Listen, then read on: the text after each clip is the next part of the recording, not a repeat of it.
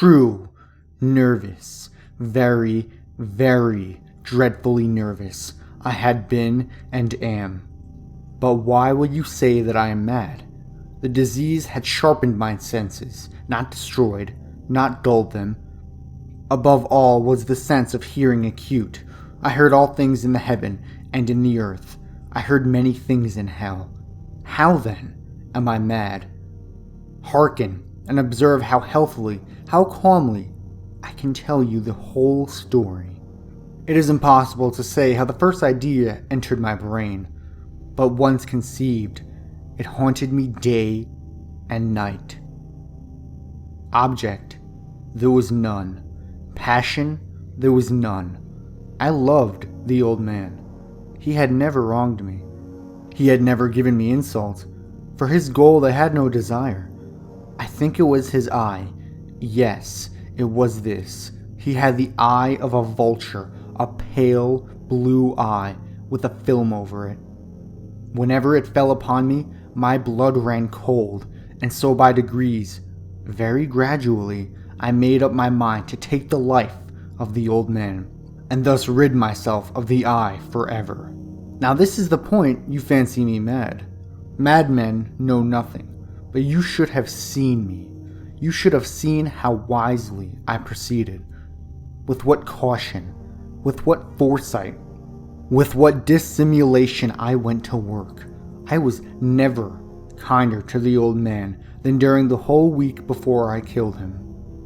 And every night, about midnight, I turned the latch of his door and opened it, oh so gently.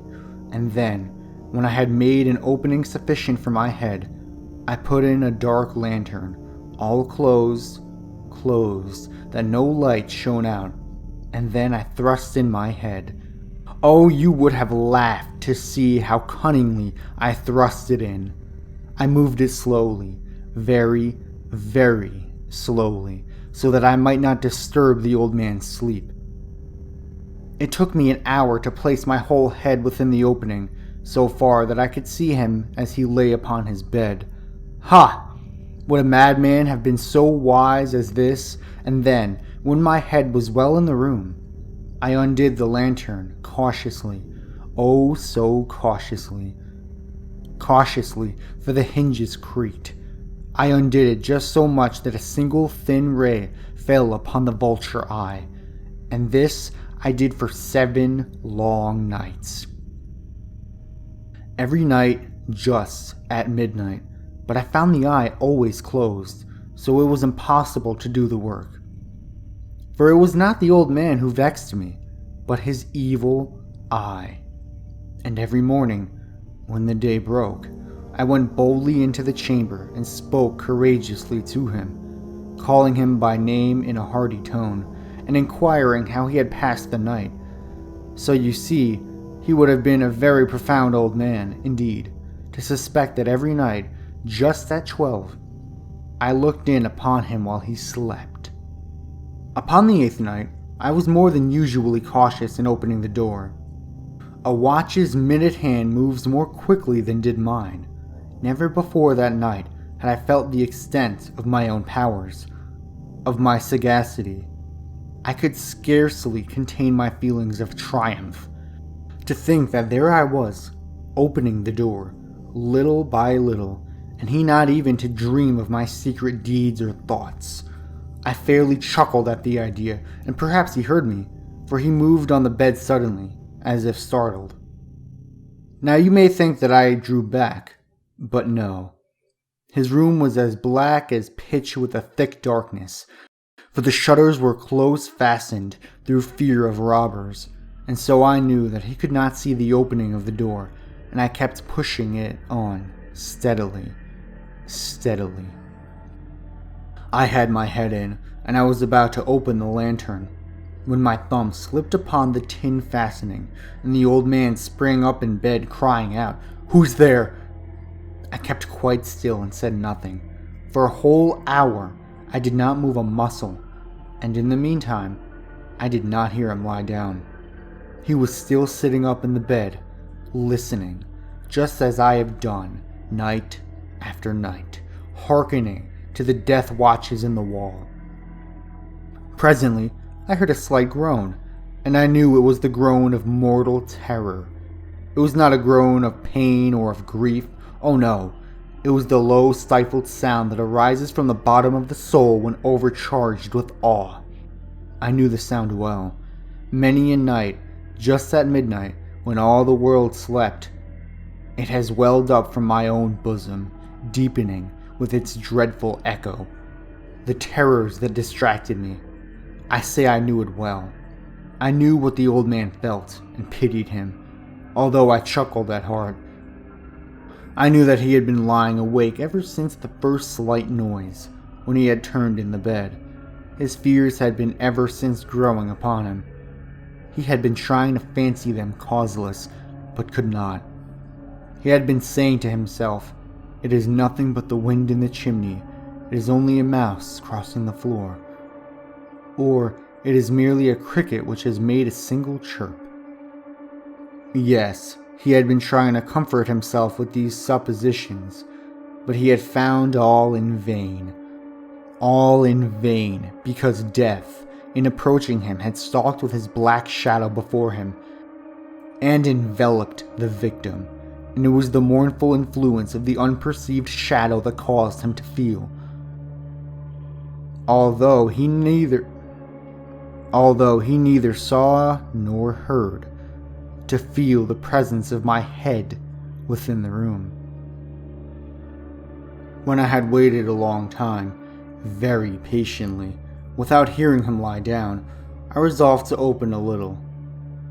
A very, very little crevice in the lantern, so I opened it.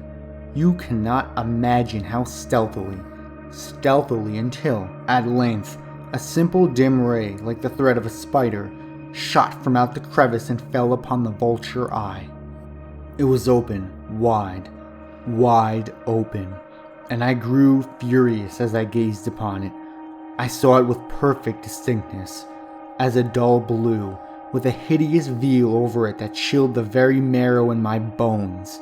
But I could see nothing else of the old man's face or person, for I had directed the ray as if by instinct, precisely upon the damned spot. And have I not told you that what you mistake for madness is but over-acuteness of the sense? Now, I say, there came to me ears a low, dull, quick sound, such as a watch makes when enveloped in cotton. I knew that sound well, too. It was the beating of the old man's heart. It increased my fury, as the beating of a drum simulates the soldier into courage. But even yet, I refrained and kept still. I scarcely breathed. I held the lantern motionless. I tried how steadily I could maintain the ray upon the eye. Meantime, the hellish tattoo of the heart increased. It grew quicker and quicker, and louder every instant. The old man's terror must have been extreme. It grew louder, I say, louder every moment. Do you mark me well? I have told you that I am nervous. So I am. And now at the dead hour of the night, amid the dreadful silence of that old house, so strange a noise as this excited me to uncontrollable terror. Yet, for some minutes longer, I refrained and stood still. But the beating grew louder. I thought the heart must burst, and now a new anxiety seized me. The sound would be heard by a neighbor. The old man's hour had come. With a loud yell, I threw upon the lantern and leaped into the room. He shrieked once only. In an instant I dragged him to the floor and pulled the heavy bed over him. I then smiled gaily to find the deed so far done, but for many minutes the heart beat on with a muffled sound. This, however, did not vex me. It would not be heard through the wall. At length it ceased. The old man was dead. I removed the bed and examined the corpse. Yes, he was stone dead. I placed my hand upon the heart and held it there many minutes. There was no pulsation. He was stone dead. his eye would trouble me no more. If you still think me mad, you will think so no longer when I describe the wise precautions I took for the concealment of the body. The night waned, and I worked hastily, but in silence. First of all, I dismembered the corpse. I cut off the head and the arms and the legs. I then took up 3 planks from the flooring of the chamber and deposited all between the scantlings. I then replaced the boards so cleverly, so cunningly, that no human eye, not even his, could have detected anything wrong. There was nothing to wash out, no stain of any kind, no blood spot whatever. I had been too wary for that. A tub had caught all. Ha ha! When I had made an end of these labors, it was 4 o'clock, still dark as midnight. As the bell sounded the hour, there came a knocking at the street door. I went down to open it with a light heart. For what had I now to fear? There entered 3 men who had introduced themselves with perfect suavity as officers of the police. A shriek had been heard by a neighbor during the night. Suspicion of foul play had been aroused. Information had been lodged at the police office, and they had been deputed to search the premises. I smiled, for what had I to fear? I bade the gentleman welcome. The shriek, I said, was my own in a dream. The old man, I mentioned, was absent in the country. I took my visitors all over the house. I bade them search well. I led them at length to his chamber. I showed them his treasures, secure, undisturbed. In the enthusiasm of my confidence, I brought chairs into the room and desired them here to rest from their fatigues, while I myself, in the wild audacity of my perfect triumph, placed my own seat upon the very spot beneath which reposed the corpse of the victim. The officers were satisfied. My manner had convinced them. I was singularly at ease. They sat, and while I answered cheerily, they chatted of familiar things. But ere long, I felt myself getting pale and wished them gone. My head ached, and I fancied a ringing in my ears. But still, they sat and still chatted.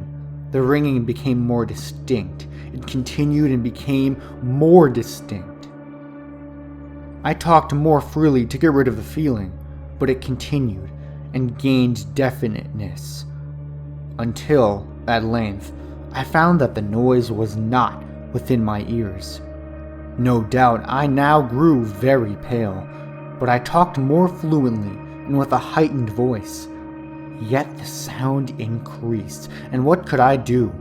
It was a low, dull, quick sound, much such a sound as a watch makes when enveloped in cotton. I gasped for breath, and yet the officers heard it not. More vehemently, but the noise steadily increased. I arose and argued about trifles, in a high key and with violent gesticulations, but the noise steadily increased. Why would they not be gone? I paced the floor to and fro with heavy strides, as if excited to fury by the observations of the men. But the noise steadily increased. Oh God, what could I do? I foamed, I raved, I swore. I swung the chair upon which I had been sitting and grated it upon the boards. But the noise arose over all and continually increased. It grew louder, louder, louder. And still then the men chatted pleasantly and smiled. Was it possible they heard it not? Almighty God! No, they heard it. They suspected. They knew. They were making a mockery of my horror. This I thought, and this I think. But anything was better than this agony. Anything was more tolerable than this derision. I could bear those hypocritical smiles no longer. I felt that I must scream or die. And now, again, hark! Louder, louder, louder, and louder. "Villains!" I shrieked. "Dissemble no more. I admit the deed. Tear up the planks. Here. It is the beating of his hideous heart.